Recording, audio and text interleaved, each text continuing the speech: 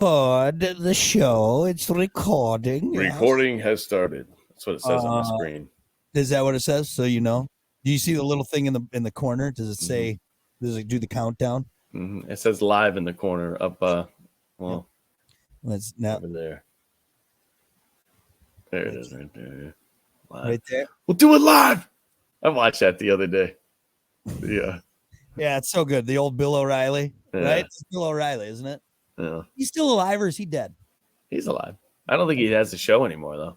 No. You know, do you know what's wild? What? My dad used to watch Bill O'Reilly like all the time. Yeah. And like in the past couple of years, well, since Bill O'Reilly has been like kicked off the show or whatever happened, I don't know if he got fired or quit or retired or what happened, but ever since he's like Bill O'Reilly stopped, like he doesn't watch news anymore, and it's awesome.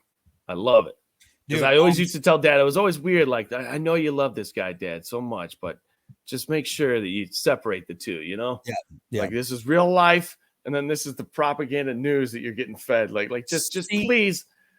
That's the problem, and it's on both sides, whether you're blue or red or whatever side you. It filters different ways. The only news I actually like, and it's not to be ignorant to the world and what's going on, because you know we need to know what's happening, but it's so much negativity. It's just shock and awe news. But the only news I like is like Sunday mornings when they do all the fluff pieces and the feel good stuff. On like that wake up. Yeah, everybody's happy, cheerful. That should they talk about, they do a story about a kid who raised $100,000 with his lemonade stand, or like when they do the big Thanksgiving Day parade, everybody's all happy and cheerful. That's how it should be. It shouldn't be like, wow, tap water, is it killing you slowly? It's like, Jesus Christ. Okay. You know what I mean? Like, God, it's terrible, dude. It's too depressing. Yeah. I never really got into it. Even later on in life, when like you start to learn a little bit more about politics and whatnot. Like I still watch the news, CNN and Fox News. I'm just like, oh, dude, guys, come on. It causes so much fighting that doesn't need to take place. That's the big thing. You know what I mean? Like it's too. Yeah. I got my hair combed to the side. Like, come on, guys. Let's talk about this like adults. Yeah. Yeah, that's the big thing. It's a bunch of children arguing on TV. A bunch of children that should act like adults that aren't acting like adults. Kind of like us, Hunter, right here. But we're cheeky and fun. All right, we're cheeky and fun. It's different. Anyway, we should get to it. Fact and opinion time. One fact, one opinion. Let's do. Well, this is kind of crazy. Well, no, I mean, it's kind of, I don't know if we can. What about this? You're required to have a net worth of at least 1.5 million to open a Taco Bell franchise. That seems crazy. That's what I always thought, dude. Like, I knew a guy in high school whose dad had a couple McDonald's, I think. Yeah. And a couple different things. Obviously, wealthy family. And I asked him one time, I'm like, how do you open a McDonald's? Because you're almost guaranteed profit, right? If you can afford to open a McDonald's, it's not like, I guess maybe location and whatnot might damper it a little bit, but dude, McDonald's is McDonald's. People are going to come. It's already established. So let's see. Be a friend. Like Arby's, for instance, when Arby's opened in Benton Harbor, somebody put a post on Facebook like years before Arby's opened up. And like, hey, if they're going to open up a fast food restaurant, what would it be? Yeah. Everybody said Arby's. Everybody does. And look at them now, dude. They're killing it. Dude, there's a line as soon as they open at that fucking place, which it'll die off. It's still pretty new, but location is big. One thing I always thought, like, it's a winner of an idea, is you open a fast food, whether it's a Subway or McDonald's or in a like small town, because everyone there is going to go to it. Everyone there is going to go. When our town got a McDonald's, everyone lost their fucking minds. All right. They were like, oh my God, this is great. And it's still there. It's still there to this day. It'll probably always be there. I was looking at it cost about $1 to $2 million to begin operations of a traditional McDonald's franchise with an initial franchise fee of $45,000. So 45 G's, boom. What's the cheapest franchise? Hold on, cheapest. Probably like franchise. Big name, like big name. I'm gonna guess. I'm gonna say Wendy's. Let's see. 10 best low-cost franchises for aspiring business owners. Cruise planners. That usually costs about $11,000. Fit for Mom, $5,000 to $10,000. Jazzercise. That only costs $1,200 to open. Right. Mosquito Squad, cheapest, most profitable. Cruise planner seems like a way to go. Mm-hmm. If you could open one, which one would you open? What? A fast food? Like a franchise. If you could franchise a franchisee of anything. You gotta think of something that's always gonna be in demand. Always. Always, dude. I think like a Dollar General. Dollar General. Why do you think? As much as I hate to say it, but why do you think so many auto parts go up everywhere? Yep. Because it's always in demand. They're always breaking.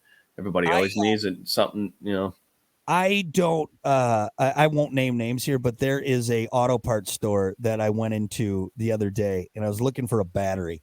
It's a smaller battery, and I was like, maybe they'll have one that's a little bit cheaper. Dude, they were just sitting in there. They look so bored. And I'm like, there's dust on items like on the shelves. That's gonna be the easiest fucking gig in the world, especially nowadays. Because you just all you have to do is look up like, hey, I need some wiper blades. Okay, there, it's there. Back in the day when you had an auto parts store and you had to know where everything was. Oh, yeah.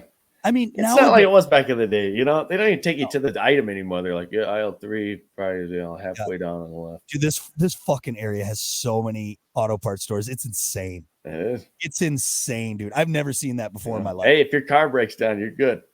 I think Dollar General would be, and I don't even know if that's a franchise, like a franchising thing, but I think that'd be a good one because what'd you say? Which one? A Dollar General. Yeah. I think because, dude, those are always you find some small town area, you put that Dollar General in, fucking everyone is there. Well, just keep your sights on any old family videos, dude, because that's where they're all opening. Do you know? Have you seen what that new spot is going to be here over near the radio station? It used to be a big old auto parts distributor, and then it went to like this other. It's called. Where's it at? So, all right, that big area behind Henry's Hamburgers. Oh, okay. Okay, that big area. So you got that Mosaic strip or a Mosaic thrift shop, which is there. They got really great stuff, by the way.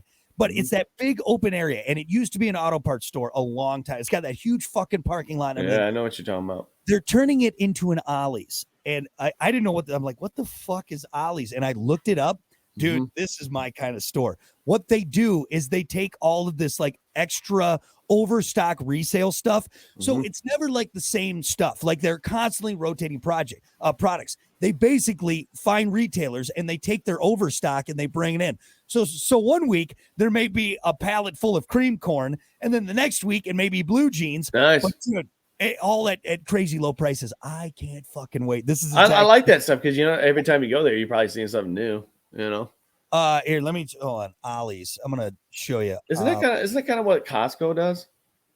Ollie's Bargain Outlet. I don't know. Well, maybe. It's like but they get a lot of their own stuff. Yeah, they have a lot of their own stuff, but I feel like they also have a lot of stuff shipped into Costco that like they just throw in the middle and like pile it up and boom, here you go.